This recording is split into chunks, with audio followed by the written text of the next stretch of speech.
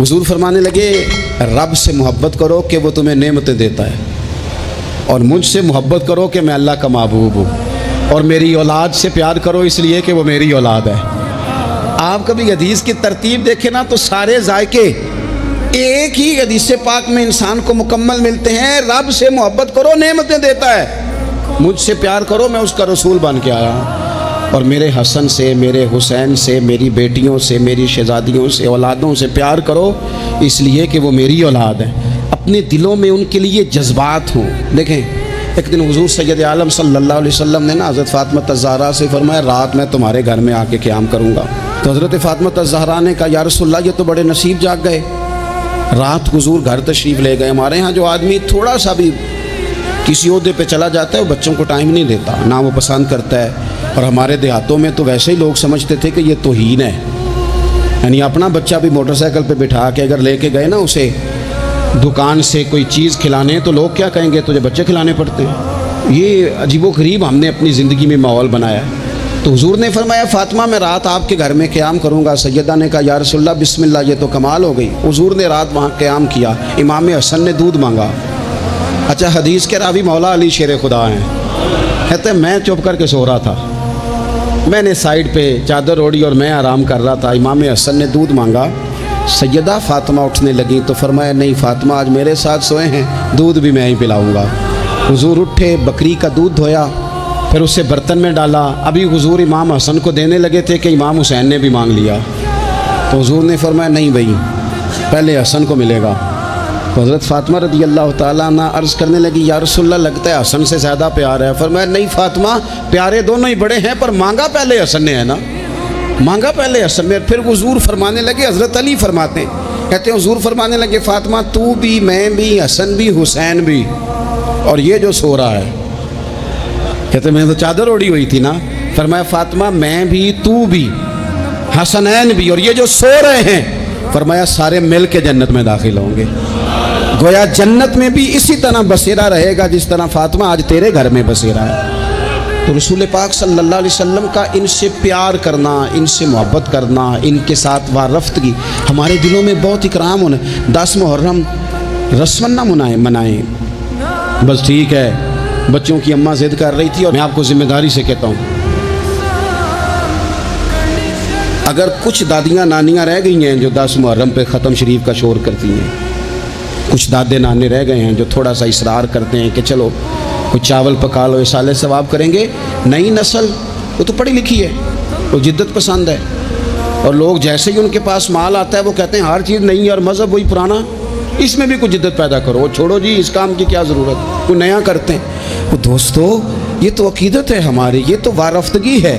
और मैं पढ़े लिखे लोगों से सवाल करूँगा ये तुमने पुराना काम करके छोड़ दिया, सालगिरह तो तुम्हारा दादा कभी नहीं मनाता था, नाना जी ने कभी नहीं मनाई थी, एक एक बंदा 2-2 मना रहा है, कभी किसी मुफ्ती के पास नहीं गया, एक अपनी सालगिरह एक फिर शादी की सालगिरह, डबल पूछा है कभी जाके मौलाना साहब से।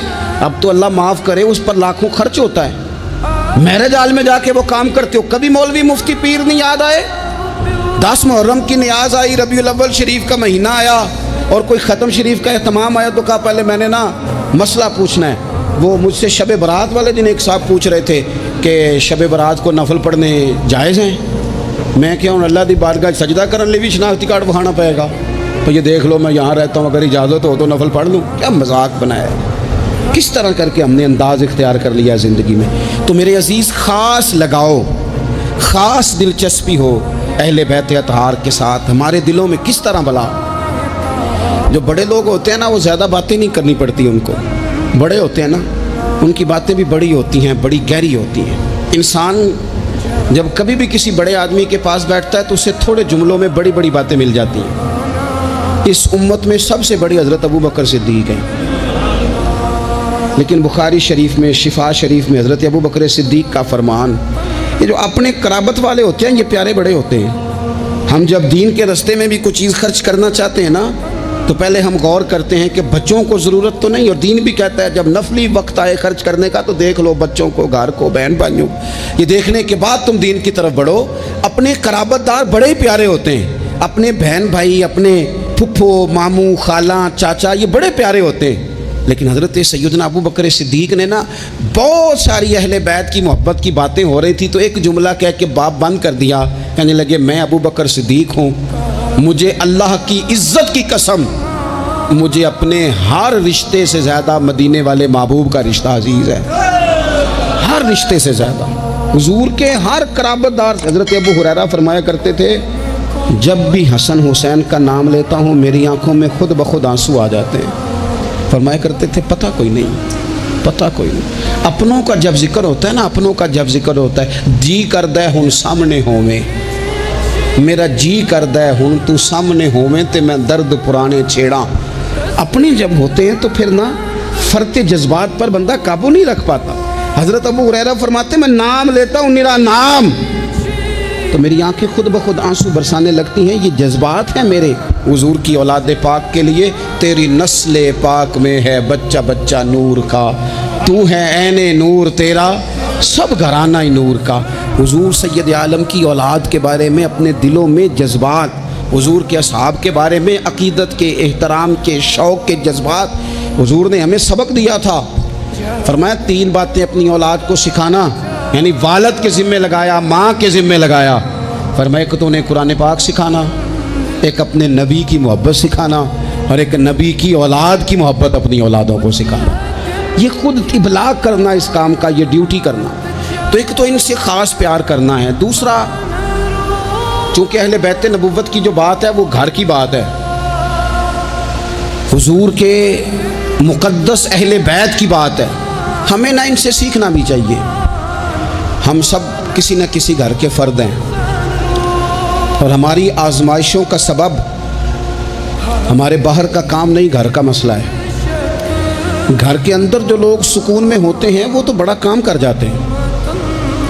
زیادہ تر آدمی باہر سے نہیں ٹوٹتا، گھر کے اندر سے ٹوٹ جاتا ہے۔ حضور صلی اللہ تعالیٰ علیہ وسلم نے ہمارے اوپر یہ بھی مہربانی کی، فرمایا میں جا رہا ہوں اور تمہیں 2 چیزیں دے کے جا رہا ہوں۔ یا رسول اللہ صلی اللہ علیہ وسلم کون کون سی؟ فرمایا ایک اللہ کی کتاب قرآن دے کے جا رہا ہوں، اور دوسرا تمہیں اپنا خاندان دے کے جا رہا ہوں۔ اس کو دیکھنا، اس پر غور کرنا، حسنین کو دیکھنا، سیدہ فاطمہ کو دیکھنا، میری شہزادیوں کو، میری ازواج کو دیکھنا، اپنا گھر اس طرح مرتب کرنا جس طرح میں نے یہ اپنا گھر مرتب کیا ہے، اس طرح۔ سب سے پہلی بات اہل بیت نبوت کے اندر جو آپ کو ملے گی وہ اللہ تعالیٰ کی عبادت ہے،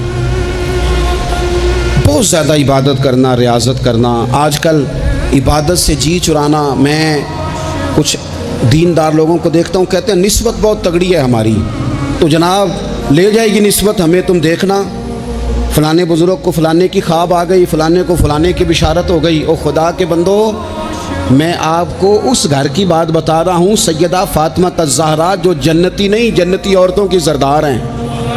میں حسنین کریمین کی بات بتا رہا ہوں جو صرف جنتی نہیں، جنتی جوانوں کے سردار ہیں، لیکن وہاں تو ساری رات مصلی بچھا رہتا ہے۔ عبادت آپ کی روح کا تقاضا ہے۔ مہنگے سے مہنگا موبائل خرید کے لے آؤ، بہترین مال خرچ کر کے آپ اس کو لے آؤ، لیکن اگر آپ اس کی بیٹری کو چارج نہیں کرتے بار بار تو وہ آپ کو کام نہیں دیتا۔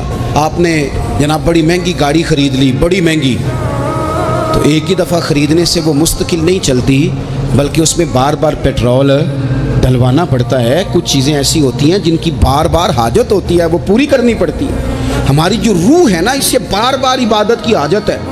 آج لوگ ڈپریشن اور ٹینشن کے مریض ہو کے جاتے ہیں نفسیات کے ڈاکٹر کے پاس، وہ کہتا ہے مراقبہ کرو، تھوڑی دیر اکیلے بیٹھو، سو جاؤ، یہ والا کام کرو، آنکھیں بند کرو، فلاں کرو، دیر تک میں تمہیں بتاتا ہوں، دیکھنا سکون ہو جائے گا۔ اس سے زیادہ بہتر یہ نہیں جو طریقہ رب رسول نے بتایا ہے کہ ذرا سر سجدے میں رکھو نا تھوڑی دیر، ذرا ہاتھ اٹھا کے وہ باتیں جو مراقبے میں جا کے سوچنی ہیں وہ ساری یوں ہاتھ کر کے۔ میں نے پہلے بھی کہا تھا، پھر کہتا ہوں، میں ایک دفعہ ایک ڈاکٹر صاحب کے پاس بیٹھا تھا، اپنی والدہ کو لے کے گیا، تو وہ ایک ڈاکٹر صاحب ایک بزرگ سے کہہ رہے تھے کہ آپ میرے 15-12 سالوں سے پیشنٹ ہیں، میں آپ کو ایک ہی بات کہتا ہوں کہ دل کی باتیں کہہ دیں کسی سے، کہہ دیں کسی سے، آپ دل ہلکا کر لیں، سکون ہو جائے گا۔ تو وہ کہنے لگے ڈاکٹر صاحب نہیں کچھ گلاں کنوں دسیے، پردے ہوندے نے، کچھ نجی اور ذاتی باتیں ہیں، کس سے کہیں؟ تو میں نے کہا جی میں ڈاکٹر تو نہیں ہوں لیکن طالب علم ہوں دین کا، اگر آپ اجازت دیں تو کسی کے بیچ میں بولنا تو نہیں چاہیے، تو میں بات کر لوں۔ کہنے لگے کر لیں۔ تو میں نے کہا بابا جی واقعی کچھ باتیں ذاتی اور نجی ہوتی ہیں، کسی سے کہی نہیں جا سکتی، لیکن حال بتایا ہے نا ہمیں اللہ رسول نے، جو کسی سے نہیں نہ کہہ سکتے وہ مصلی بچھاؤ اور اپنے رب سے کہہ دو ساری، وہ رسول کائنات کی بارگاہ میں کہہ دو ساری، ایک دفعہ نکالو، کہو ان سے۔ کسی سے کہو گے تو وہ اپنی مرضی کا تبصرہ کرے گا، رب رسول سے دکھ کہو گے تو اللہ رسول رحمت والا معاملہ فرمائیں گے۔ کہہ دیں جو دل میں ہے۔ اہل بیت نبوت کا طریقہ کثرت سے عبادت۔ ساری رات سیدہ فاطمہ الزہرا رضی اللہ تعالیٰ عنہ نفل پڑھتی تھی، ساری رات گھر کے سارے کام کرنے، ہاتھوں پہ چھالے پڑ جائیں گے۔ آج کسی غریب ترین آدمی کی بیٹی بھی اتنا کام نہیں کرتی کہ چھالے پڑ جائیں، حالانکہ دکھ پھر بھی بڑے زیادہ ہیں۔ آپ جس سے بھی کہیں گے وہ کہیں گے بیٹی بڑی تکلیف میں ہے، روتی بڑا ہے، لیکن اتنی مشقت کوئی بھی نہیں کرتی۔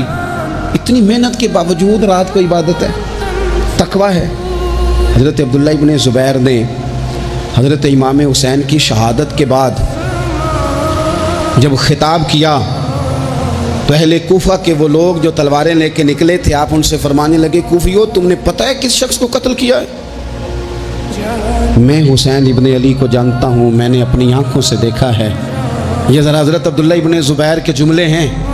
فرمانے لگے میں نے انہیں دیکھا ہے، وہ لمبے لمبے سجدے کرتے تھے، وہ لمبا رکوع کرتے تھے، لمبا قیام کرتے تھے، وہ اکثر نفلی روزے رکھتے تھے۔ کثرت سے عبادت اہل بیت کا طریقہ ہے۔